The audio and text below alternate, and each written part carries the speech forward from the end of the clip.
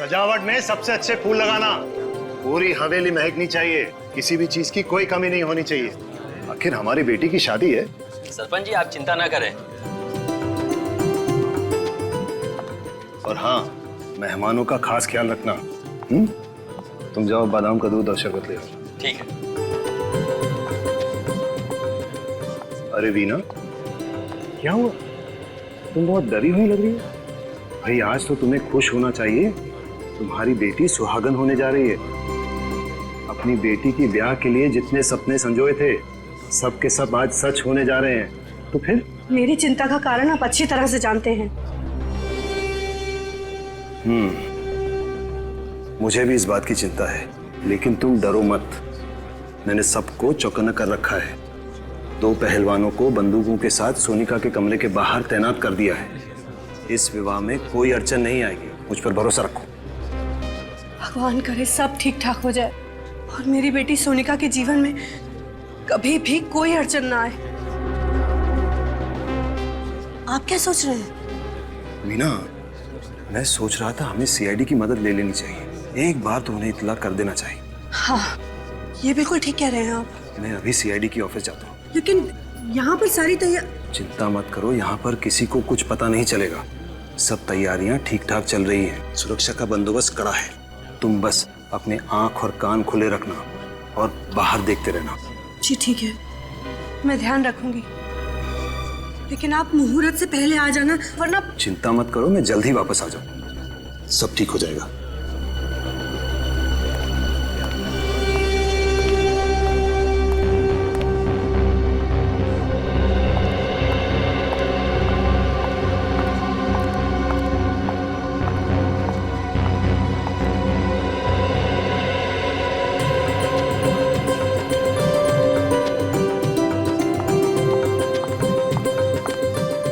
भगवान, ये टोकरी कौन यहाँ छोड़ गया है?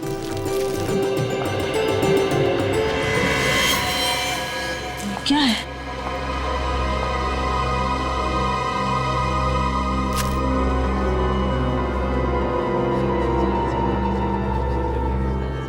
ये खून?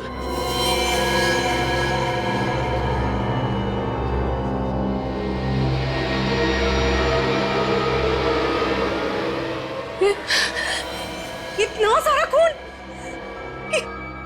यहाँ कैसे आया? यहाँ पर तो कोई है भी नहीं।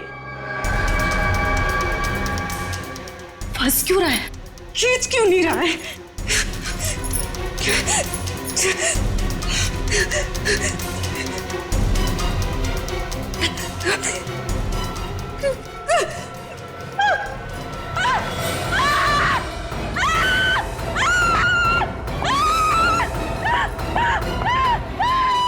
क्या हुआ? इतना चिल्ला क्यों रही हो? इस कमरे में। कमरे में? अंदर। क्या है कमरे में? अरे क्या हुआ? क्या हुआ? इतना शोर क्यों मचा रखा है? ये कह रही है कमरे में कुछ है। कमरे में कुछ है? क्या है कमरे में? आप लोग खुद ही चलकर देख लीजिए। अरे ऐसा क्या है कमरे में?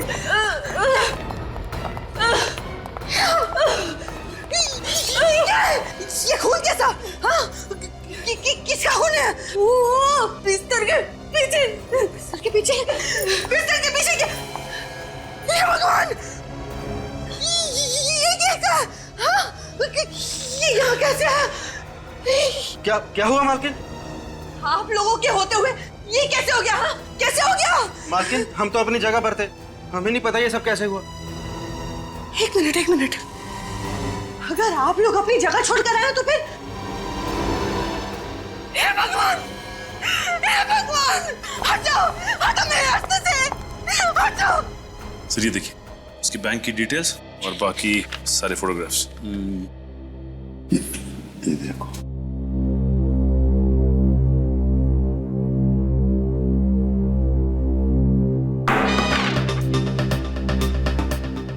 ये पेपर पढ़ने की जगह। सॉरी। सॉरी क्या? चेहरा लटका क्यों है तुम्हारा? क्या हुआ? प्रॉब्लम है? पता नहीं सर, आजकल आदमी का दिमाग किस तरह से चल रहा है, किस हद तक सोच सकता है आदमी, उसकी सोच की तो कोई सीमा ही नहीं है। फ्रेडी, तुम कहना क्या चाह रहे हो? आजकल इस दुनिया में हर देश, हर शहर, हर गली, हर नुक्कड़ पे दहशत है। लोग एक दूसरे के खून के प्यासे होते जा रहे हैं। जातीयवाद के नाम पे दंगे फसाद हो रहे सर। पहले तो आम आदमी आतंकवाद और बम विस्फोट से डरता था, अब तो आम आदमी का सबसे बड़ा दुश्मन बनता जा रहा है सर। पता नहीं किसके दिमाग में कब क्या आ जाए, अचानक उसका दिमाग खराब हो जाता है और 1 मिनट में सैकड़ों लोगों को गोलियों से छलनी कर देता है सर। अगर आदमी किसी और चीज से नहीं मरा ना सर, तो अपनी गंदी सोच की वजह से जरूर मर जाएगा। रेडी, जो तुम कह रहे हो ना, सिर्फ उतना ही नहीं, इस दुनिया में अच्छाइयां भी है, समझे? ये दुनिया अब भी और आज भी उतनी ही खूबसूरत है, समझे? रो मत, हाँ? सर जी, मेरी मदद करो प्लीज। किस तरह की मदद, और आप है कौन? जी, मैं बंगरगढ़ गांव का सरपंच यशवर्धन हूँ। लेकिन किस तरह की मदद चाहिए आपको? दरअसल आज इस वक्त मेरे गांव बंगरगढ़ में मेरी बेटी सोनिका की शादी की तैयारियां चल रही हैं। सरपंच जी, आपकी बेटी की शादी है, ये तो बड़ी खुशी की बात है? तो इसमें हम क्या मदद कर सकते हैं? सर, मैं चाहता हूं कि आप लोग मेरे साथ मेरे गांव बंगरगढ़ आए, ये देखने के लिए कि शादी में सब कुछ ठीक ठाक चल रहा है या नहीं। एक मिनट सरपंच जी, कहीं आप हमसे हिफाजत तो नहीं चाहते? जी देखिए, ये हिफाजत वाला काम हम लोग नहीं करते हैं। जी, मैं जानता हूँ, मगर मैंने आप लोगों के बारे में बहुत सुना है, बड़ी उम्मीदें लेके आया हूँ आप लोगों के पास। देखिए यशवर्धन जी, आप समझने की कोशिश कीजिए। अच्छा जी, तो इतना कीजिए कि आप लोग मेरे साथ मेरे गांव आइए, मेरी बेटी सोनिका की शादी में शामिल होइए, खाइए पीजिए, शादी का आनंद लीजिए, बस इतनी विनती है आपसे। सिर्फ यही वजह है, और तो कोई बात नहीं है यशवर्धन जी? जी नहीं।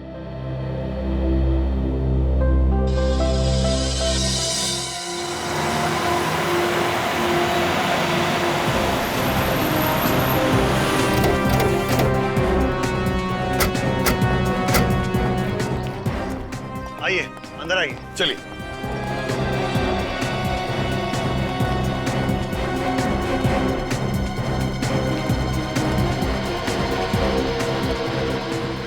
अरे सब लोग कहाँ हैं?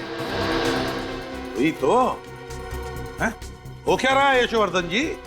आप तो कह रहे थे कि शादी की तैयारियां चल रही है, फिर बाकी के लोग कहाँ हैं घर के? मैं भी यही सोच रहा हूँ सर, सब गए कहाँ? मेरा परिवार, रिश्तेदार, सारे मेहमान, कर्मचारी।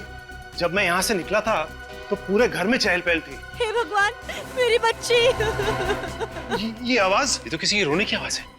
लगता है घर के पीछे से आ रही है, चलो देखते हैं। हाँ, ये आवाज घर के पीछे से ही आ रही है। हे भगवान, मेरी गैरहाजिरी में कहीं कोई अनर्थ तो नहीं हो गया? यहाँ से आइए। हे भगवान, यहाँ पर सोनिका! अरे हे भगवान! सोनिका, सोनिका, सोनिका, ये क्या हो गया? आपने आने में बहुत देर कर दी। हमारी बच्ची सोनिका में हमेशा के लिए छोड़कर चले आप जरा प्लीज पीछे हटिए। सोनिका!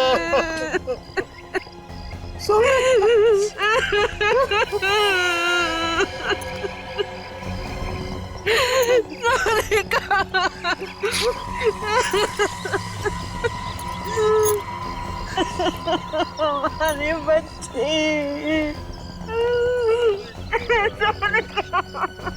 ऐसा लगता है किसी ने ऊपर से इसे धक्का दिया है। वही तो, सिर के पीछे वार करने के बाद फिर ऊपर से नीचे क्यों फेंका? इसका घाव काफी गहरा है, ऐसा लगता है किसी ने किसी भारी चीज से मारा है। वही तो, लेकिन एक बात समझ में नहीं आ रही है, सिर के पीछे इतनी जोर से भारी चीज से वार करने के बाद फिर ऊपर से नीचे क्यों फेंका?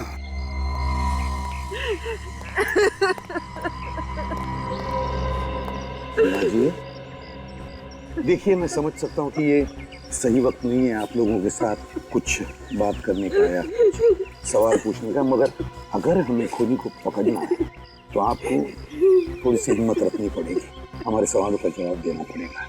एक बात बताइए, जब यशवर्धन जी हमें बुलाने आए थे उस वक्त, मतलब यहाँ से हमारे पास आकर फिर हमारे साथ आने के बीच में क्या हुआ था घर में?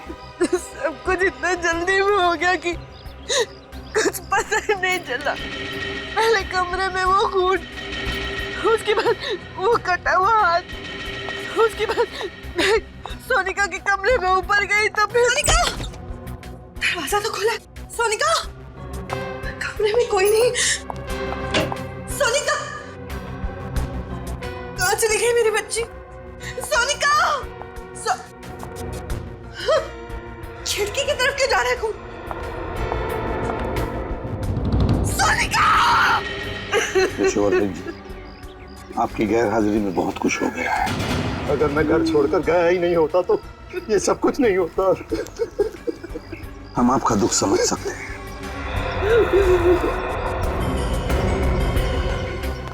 तुम लोगों को अपनी जगह छोड़नी नहीं चाहिए थी। गलती होगी साहब, उस वक्त नीचे से चीखने की आवाज आ रही थी। साहब उस समय समझ में नहीं आ रहा था कि हम क्या करें। हमें ऐसा लगा कि नीचे हमारी ज्यादा जरूरत है, इसलिए हम नीचे चले गए साहब।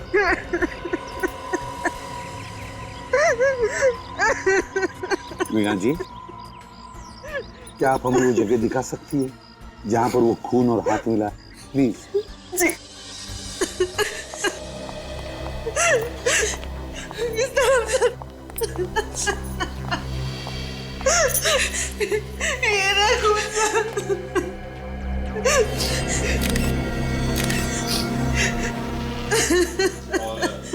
हाथ कहाँ? वो रहा।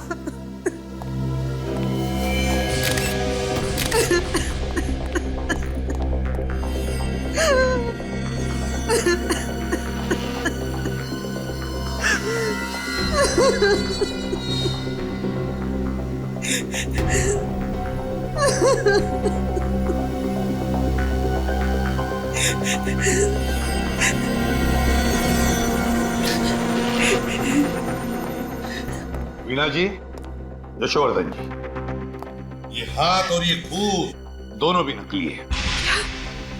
ये सब कुछ नकली है? जी हाँ, नकली है। सर लेकिन ये नकली हाथ और नकली खून यहाँ पे क्यों डालेगा कोई? सचिन, ये जो खूनी है ना, इसने जानबूझकर ये नकली हाथ और ये नकली खून इस कमरे में डाल दिया, ये सोचकर कि इसे देखते ही इस शादी से भरे घर में भगदड़ मच जाएगी, हंगामा हो जाएगा और सारे लोग यहाँ पर इकट्ठे हो जाएंगे, यहाँ तक के पहलवान भी। और बस इसी वक्त का फायदा उठाकर वो सोनिका का खून करेगा। सर ये जो कोई भी है बहुत ही चालाक मालूम पड़ता है।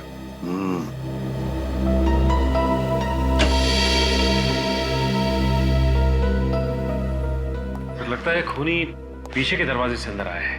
हाँ सच। अच्छा ये बताइए कि जब आप कमरे के अंदर आई तो क्या दरवाजा खुला हुआ था? हाँ साहब, खुला हुआ ही था। लेकिन उसे अंदर आते हुए किसी ने देखा कैसे?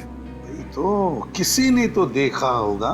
मैंने तुम लोगों को कितनी बार कहा था कि घर के सारे खिड़की दरवाजे हमेशा बंद रखो। यशोवर्धन जी प्लीज अब जरा शांत हो जाइए और चलिए हमें सोनिका का कमरा दिखाइए। ये रहा कमरा। माय गॉड,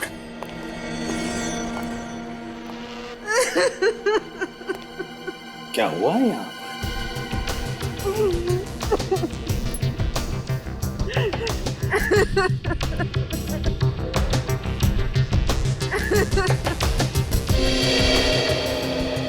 ये क्या है?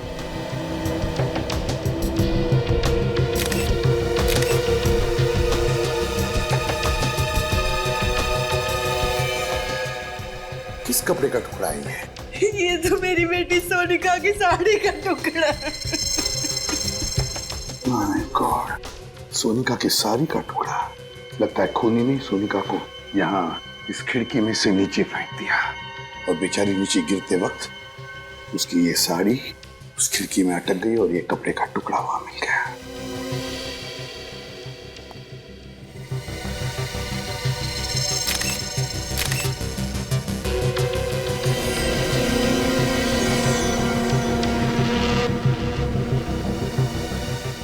सर ये खून लगा हुआ वास उधर कबोर्ड के नीचे। खून लगा हुआ वास। मीना जी, क्या ये वाज आपके घर का है? नहीं सर, ये हमारे घर का नहीं। नहीं जी नहीं। तो इसका मतलब है खूनी ये वाज बाहर से लेकर आया और फिर इसी वाज से सोनिका के सिर पर पीछे से वार कर दिया। हे भगवान, हम गांव वालों से क्या गलती हो गई? कैसा श्राप दे दिया तूने? हमारी बेटी को भी खा गया ये श्राप। एक मिनट यशोवर्धन जी, क्या कहा आपने? श्राप? कैसा श्राप? किस श्राप की बात कर रहे हैं आप यशोवर्धन जी? होता क्या है इस श्राप से, जरा बताइए। इस श्राप की वजह से जिस दिन हमारे गांव में किसी भी लड़की की शादी होती है उसी दिन उस लड़की की मौत हो जाती है। ऐसा होता है इस श्राप से? कब से सिलसिला चल रहा है इस शराब का? ये कई सालों से इस शराब की वजह से हमारे गांव में किसी भी लड़की को शादीशुदा जिंदगी का सुख नसीब नहीं होता। हमारे गांव में हर पिता, हर भाई डर डर के जीता है। आप लोग सच में शराब जैसी चीजों पर यकीन करते हैं? जी, ये बिल्कुल सही कह रहे हैं। हमारे गांव में इस तरह की वारदातें कई सालों से हो रही हैं। हाँ साहब, सरपंच जी बिल्कुल सही कह रहे हैं। हमने कई बार देखा है दुल्हनों को अपनी नजरों के सामने दम तोड़ते हुए। ये आप लोग किस तरह की बातें कर रहे हैं? आज के जमाने में इस तरह की बात कोई मानता है क्या? देखिए, आप लोगों की सोच आपकी जगह सही है और हमारी सोच हमारी जगह सही है। किसी भी सोच को सही या गलत करार नहीं दिया जा सकता। अच्छा चलो, मान लिया, लेकिन ये जो भी शराब वाप है, इसकी वजह क्या है? क्या है वजह इसके पीछे? ये एक रहस्य है जिसके बारे में किसी भी गांव वाले को कुछ पता नहीं। कोई भी नहीं जानता, और फिर भी आप लोग विश्वास कर रहे हैं इस पर, हैं? यशोवर्धन जी, आपसे एक आखिरी सवाल पूछता हूं मैं। अगर आपका इतना विश्वास है इस शराब पर, तो फिर आपने अपनी बेटी की शादी इसी गांव में क्यों की? कहीं और जगह जाकर करवा देते? बताइए। हम कभी नहीं करना चाहते थे, लेकिन सोनिका की जिद थी कि अगर उसकी डोली उठेगी तो इसी गांव से, इसी घर से उठेगी।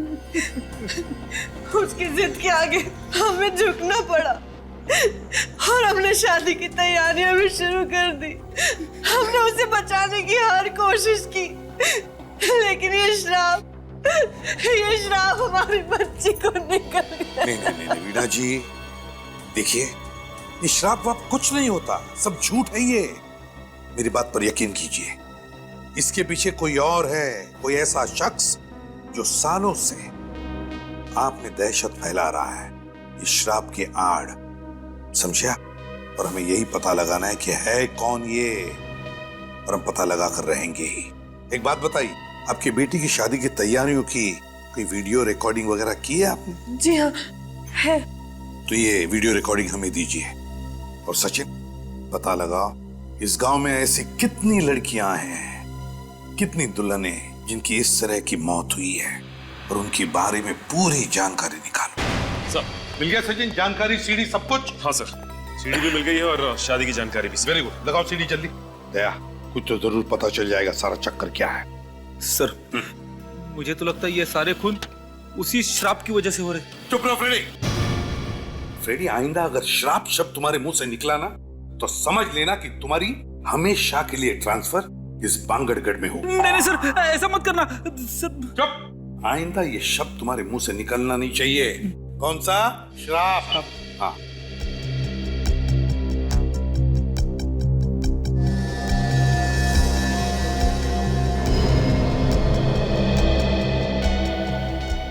ये देखो, ये नौकरानी बाहर आ गई।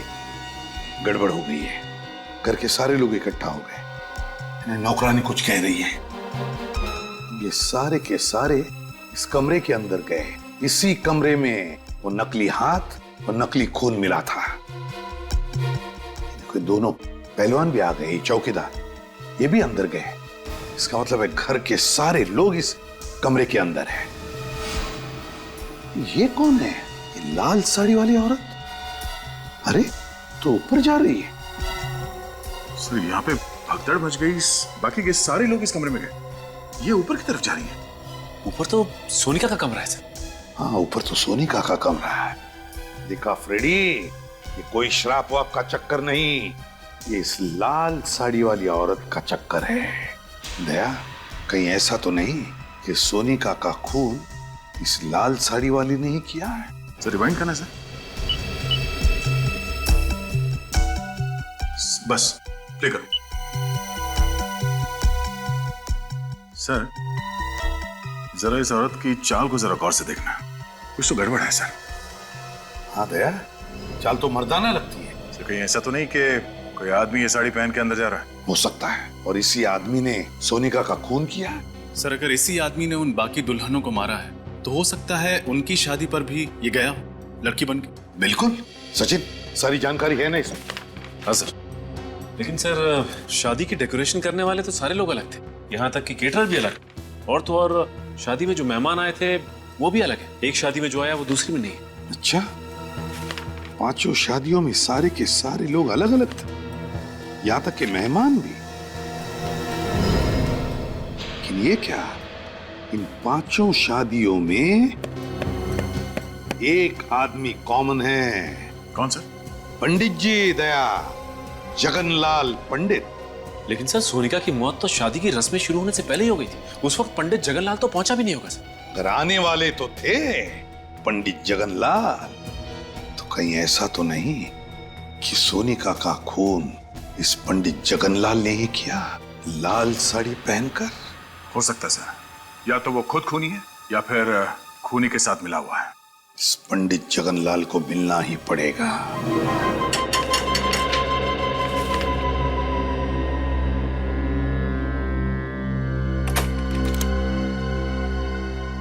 आप लोग सीआईडी से है ना? आइए। अरे वाह, बड़ी जल्दी पहचान लिया आपने। हाँ वो तो है। छोटा सा गांव है ना, मगर सीआईडी वाले हमारे द्वार। कहिए क्या समस्या है? सब कुछ कुशल मंगल तो है ना? पंडित जी, अगर सब कुछ कुशल मंगल होता तो हम लोग यहाँ पे नहीं आते। वैसे आप तो जानते ही होंगे ना कि आपके ही गांव की एक लड़की सोनिका, उसका खून हो गया। हाँ मैं जानता हूँ, बहुत बुरा हुआ।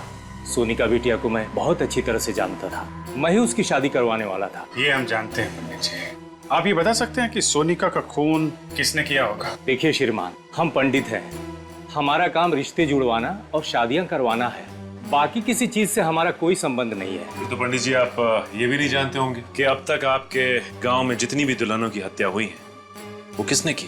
नहीं श्रीमान, उन लड़कियों का भी खून किसने किया और क्यों किया, इस बारे में मुझे कुछ पता नहीं है। ये सारी बातें मेरी समझ से परे है। लेकिन पंडित जी, हमारी समझ में कुछ कुछ आ गया है। फिलहाल अभी हम लोग जा रहे हैं, लेकिन आपको परेशान करने दोबारा आएंगे। जी जरूर। अब बर्दाश्त नहीं हो रहा है, बहुत हो गया। अब मुझे बात करनी पड़ेगी। हेलो, बात करिए उससे मेरी। हाँ हाँ उसी से। देखो सीआईडी वाले आए थे मेरे घर पर, पूछताछ कर रहे थे। देखो बर्दाश्त नहीं होता मुझसे। हाँ ठीक है, मैं मिलने आ रहा हूँ तुमसे, पर आखिरी बार। इधर ही आ रहा है।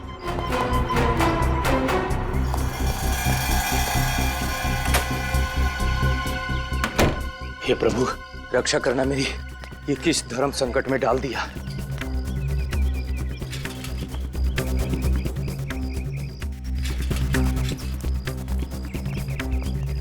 आज तो उसे मुझे बताना ही पड़ेगा। एक पंडित के घर में सीआईडी, और इस सालों की कमाई इज्जत खाक में मिल जाएगी। समझ जा पंडित, मैं तो उससे मिलना ही नहीं चाहता हूँ। आज दूध का दूध, पानी का पानी हो ही जाएगा। आज उससे मैं कह ही दूंगा कि तुम्हारे पाप के किसी भी भागीदार बनने वाला नहीं हूं मैं।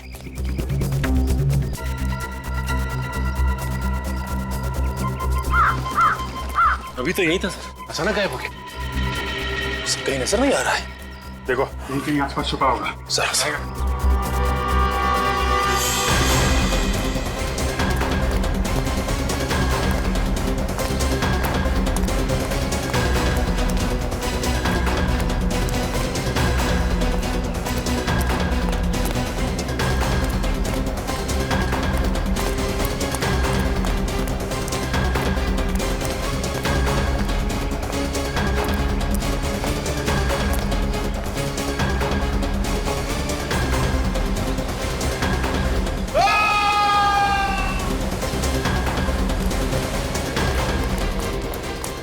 कहीं जगनलाल की आवाज तो नहीं थी?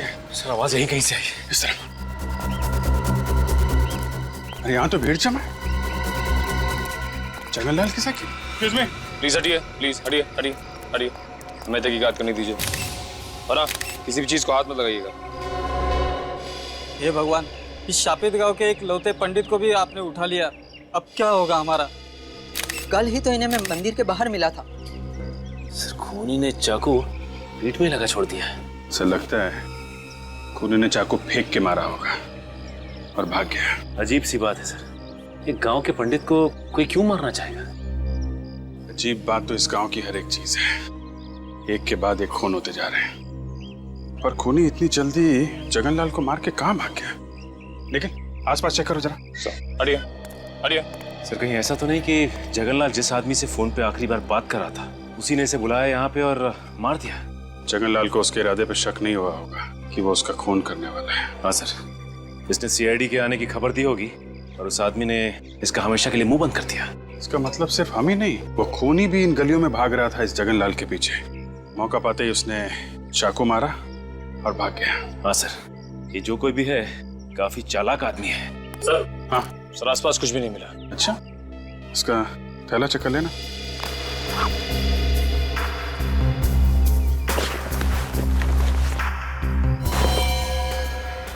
मोबाइल चेक करो, आखिरी कॉल किसको किया था?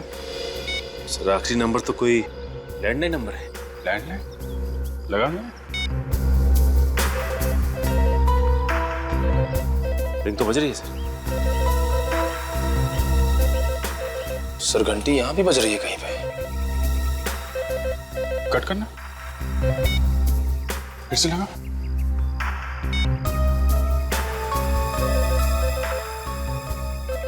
घंटी की आवाज तो यहीं से आ रही है। इसका मतलब ये नंबर यहीं आसपास का है। चलो देखते हैं। निखिल, बॉडी को फॉरेंसिक लैब भिजवा दो। सर।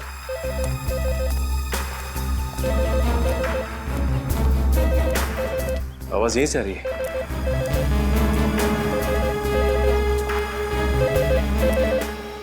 रिंग यहाँ बज रही है। तो इस पीसीओ पे पंडित जगनलाल ने फोन किया था, लेकिन किसके लिए? दुकान वाला जानता होगा सर। दुकान वाला कहीं नजर नहीं आ रहा। दुकान खुली छोड़कर कहाँ जा सकता है? सचिन, गांव में ऐसा ही होता है, लोग एक दूसरे पे भरोसा करते हैं। हाँ सर, लेकिन अब पता कैसे लगेगा कि जगनलाल ने किसके लिए फोन किया था यहाँ पे? जी साहब, कुछ ये साहब। तुम इस दुकान के मालिक हो? हाँ साहब। ये दुकान छोड़ के कहाँ चले गए थे? साहब वो घर पे गया था साहब। घर पे गए थे। यहाँ बगल में पंडित जगनलाल का खून हो गया और तुम घर पे क्या कर रहे थे? क्या साहब, पंडित जी का खून हो गया साहब? कितनी देर हुई दुकान छोड़ के गए? साहब 5 मिनट पहले गया था साहब मैं। 5 मिनट पहले? हाँ साहब। अच्छा ये बताओ कि 8-10 मिनट पहले यहाँ पे किसी का फोन आया था क्या? हाँ साहब, थोड़ी देर पहले पंडित जी का फोन आया था मनीष बाबू के लिए साहब।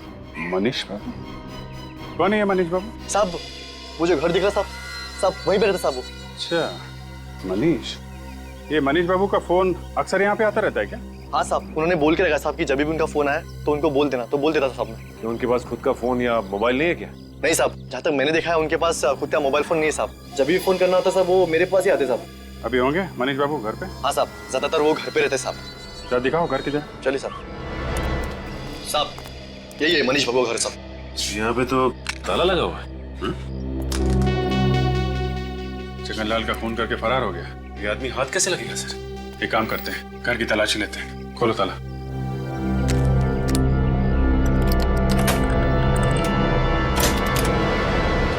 यहीं खड़े रहना। जी साहब।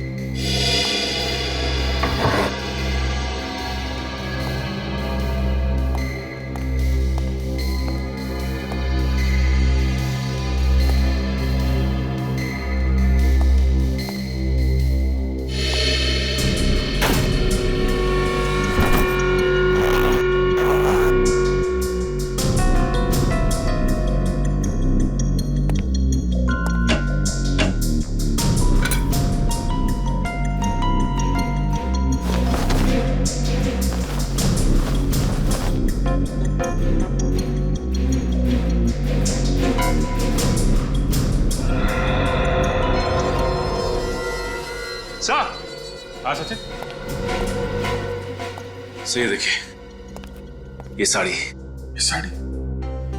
ये तो वही साड़ी है ना जो सोनिका के कातिल ने पहनी थी। हाँ सर, और हमने फुटेज में ये भी देखा था कि एक आदमी इस साड़ी को पहन के सोनिका के कमरे में घुस रहा था। इसका मतलब मनीष ने सोनिका का खून किया है। उसने पंडित जगनलाल का भी खून किया है। कहीं ऐसा तो नहीं कि इस गांव में जितनी दुल्हनों की हत्याएं हुई हैं, इन सब के पीछे ये मनीष ही है। एक काम करो, देखो और कुछ मिलता है क्या।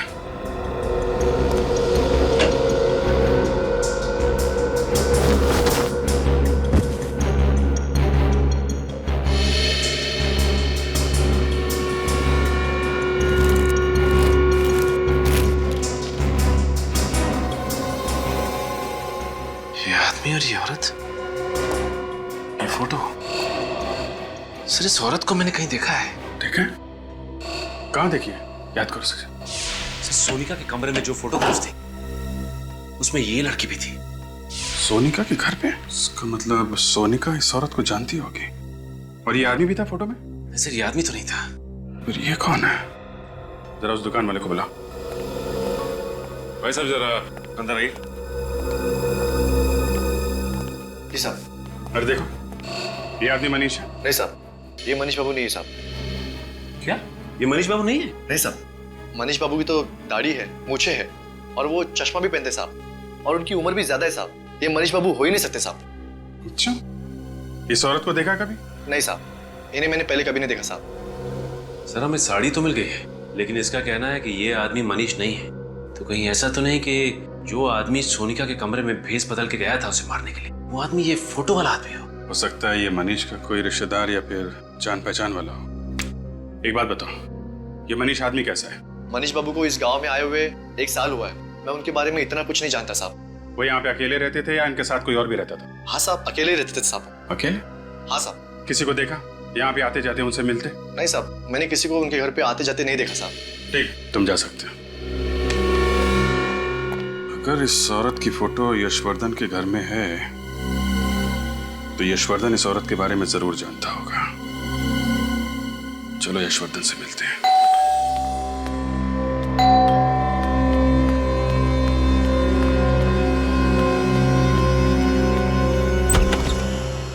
आप लोग आइए, कहिए क्या बात है? हर्षवर्धन जी, आपसे कुछ पूछना है। जी कहिए। कि इस औरत को पहचानते हैं? ये फोटो आपको कहां से मिली? ये बहुत लंबी कहानी है। जानते हैं आप इसे? जी, इसे कैसे भूल सकता हूं मैं। इसी की वजह से तो हमारे खानदान की इतनी बदनामी हुई। नाक कटवा दी थी इसने हमारी बिरादरी में, किसी को मुंह दिखाने लायक नहीं छोड़ा था। ऐसा क्या किया इन्होंने? और है कौन ये मेरी चचेरी बहन थी, शिवानी। चचेरी बहन? जी हाँ, अब जिंदा नहीं है। मार डाला मैंने इसे। आपने मार दिया इसे? जी हाँ।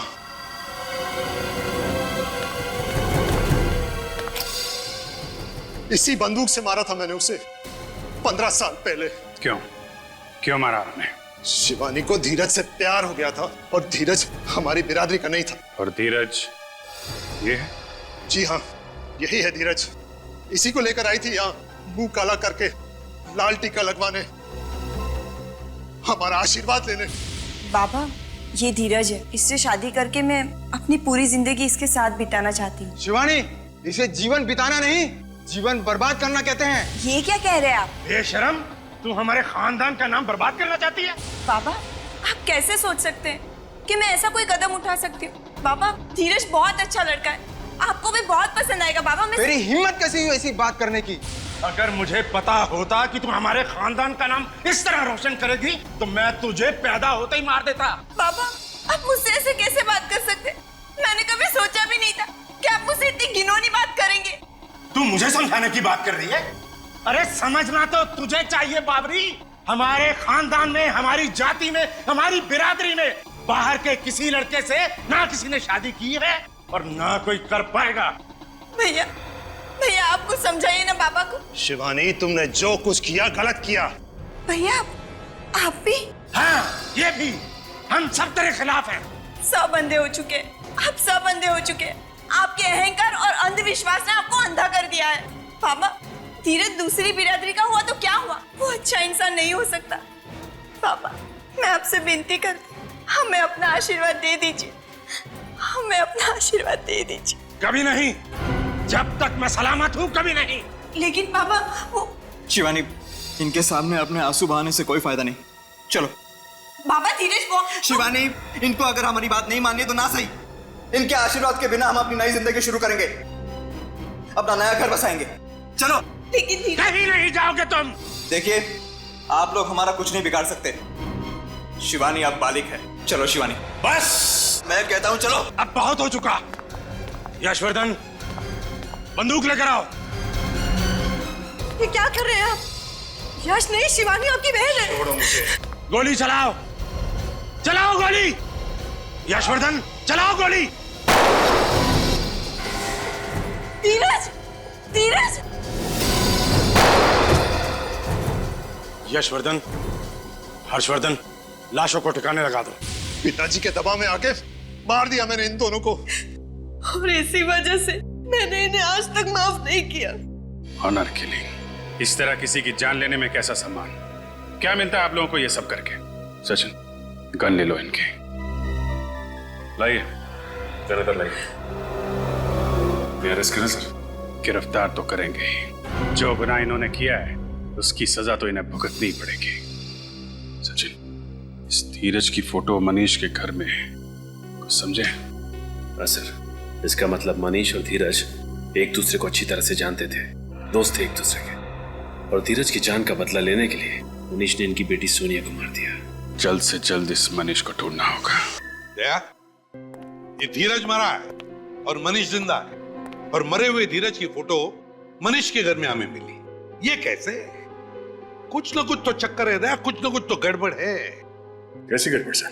दया, फोटो में जो दिख रहा है ना उसे नहीं देखते, जो फोटो में नहीं दिख रहा है उसे ढूंढने की कोशिश करते हैं, उसे ढूंढने की कोशिश करते हैं।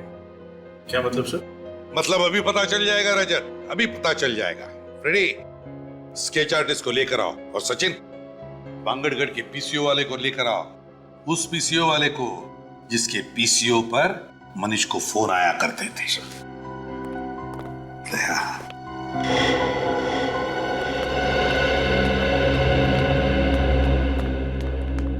आइए। एक्चुअली सबने स्केच आर्टिस्ट को क्यों बुलाया? अभी पता चल जाएगा। ये चेहरा देखो, हम चाहते हैं कि ये चेहरा बनाया।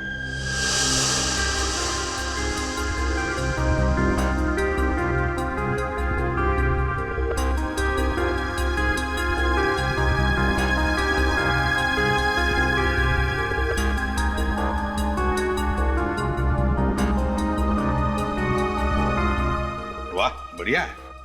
एक काम करो, अब इस चेहरे पर मोटी सी मूछें और दाढ़ी भी बनाओ। हैं? एक मिनट मत बनाइए, ये चेहरा ऐसे ही रहने दीजिए। इस दूसरे पेपर पर बिल्कुल ऐसा ही चेहरा बनाओ, ऐसा ही चेहरा, लेकिन थोड़ा उम्र में ज्यादा, एक 10-12 साल, और फिर उस चेहरे पर मूछें दाढ़ियां लगाओ। जी हाँ।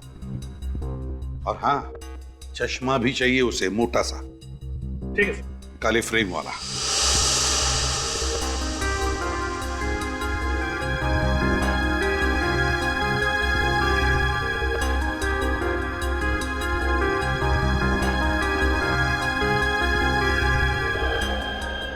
देखा दया, मेरा शक सही निकला।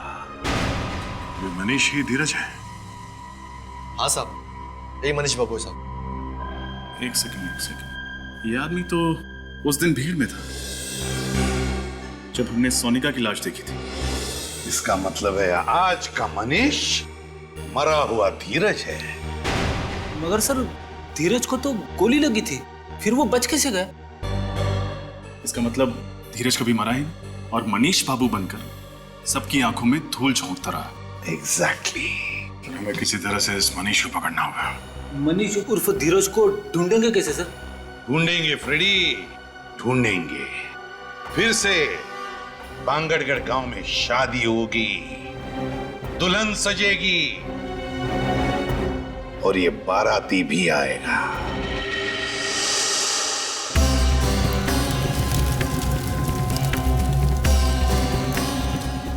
रजत, तैयार रहना, वो आएगा। दुल्हन को मारने जरूर आएगा। दुल्हन को हम आज तक नहीं आने देंगे सर। आप फिक्र मत कीजिए, उसके आगमन के लिए हम पूरी तरह तैयार हैं।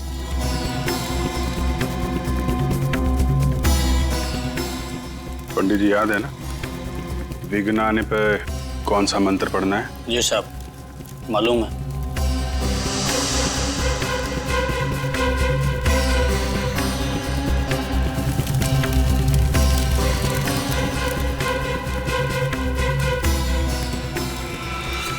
अरे, ये बिजली को क्या हुआ?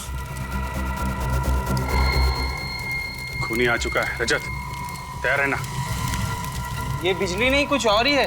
सही कहा तुमने, हमारे गांव के दुल्हनों पर किसी तरह का श्राप लगा है। ये बिजली उस श्राप की वजह से ही गई है। हाँ, ये श्राप कहीं हमें भी ना ले डूबे। हाँ, यहाँ से भाग जाने में हमारी समझदारी है। हमें शादी में आना ही नहीं चाहिए था। चलो यहाँ से। हाँ चलो। एक्सक्यूज मी, एक मिनट। कहाँ जा रहे हैं आप लोग? कोई भी कहीं नहीं जाएगा, बाहर नहीं जाएगा कोई भी। आप लोग यहीं रुकिए प्लीज, कहीं मत जाइए। देखिए हमें जाने दीजिए, हम लोग मरना नहीं चाहते। कुछ नहीं होगा, हम लोग यहाँ पर है ना। आप लोग प्लीज कोई बाहर नहीं जाएगा, यहीं रुकिए। साहब अभी तक वो नजर नहीं आया। तुम घबराओ मत, मैं देख के आता हूँ क्या हुआ है। रुकिए प्लीज।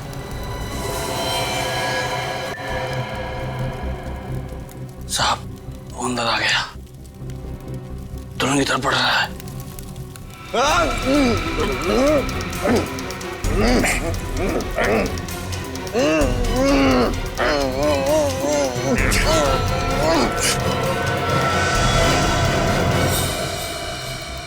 अरे तुम दुल्हन नहीं हो? जी हाँ, तुम्हें क्या लगा तुम्हारे हाथों से एक दुल्हन और मारी जाएगी?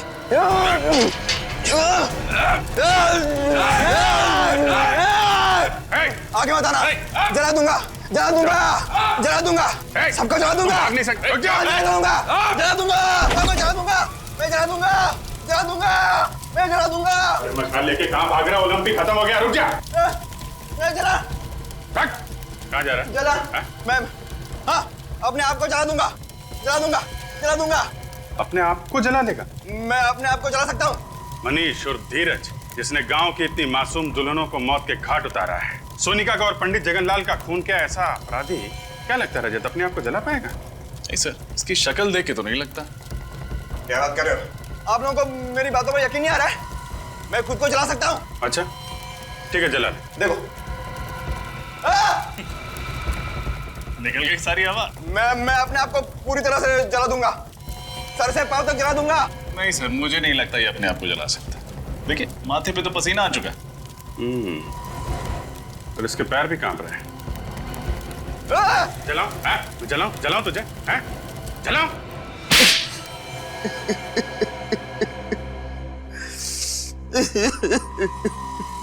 मनीष उर्फ धीरज, बताओ क्यों किया तुमने ये सब?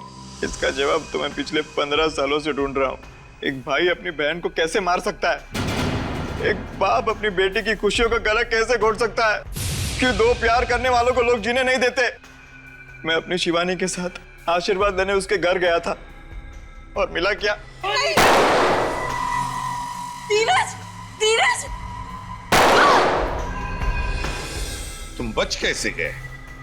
जिसको राम राखे उसको कौन चाखे। एक गांव वाले ने यशवर्धन और हर्षवर्धन को मुझे और शिवानी की लाश को ठिकाने लगाते हुए देख लिया था जंगल में। उसी ने मुझे बचाया। कई सालों तक मैं बेहोश था और जब होश में आया तो मुझे शिवानी की मौत की खबर मिली और मैं गुस्से से पागल हो गया और मैंने सोचा कि मैं बदला लूंगा। बदला लेने के लिए तुमने पांगड़गढ़ गांव की सारी दुल्हनों को मार दिया। हाँ, और इसी वजह से गांव वालों के मन में श्राप का डर और भी गहरा होता गया। हाँ, आप लोगों की वजह से मुझे बहुत परेशानी हुई, लेकिन मकसद तो पूरा करना ही था। इसलिए औरत के भेष में यशवर्धन के घर के बेडरूम के पीछे के दरवाजे से मैं अंदर गया, नकली हाथ और नकली खून रखा, मेहमानों में शामिल हो गया और जब तमाशा हुआ तो पहलवान नीचे आ गए और मैं सोनिका के रूम में दाखिल हो गया।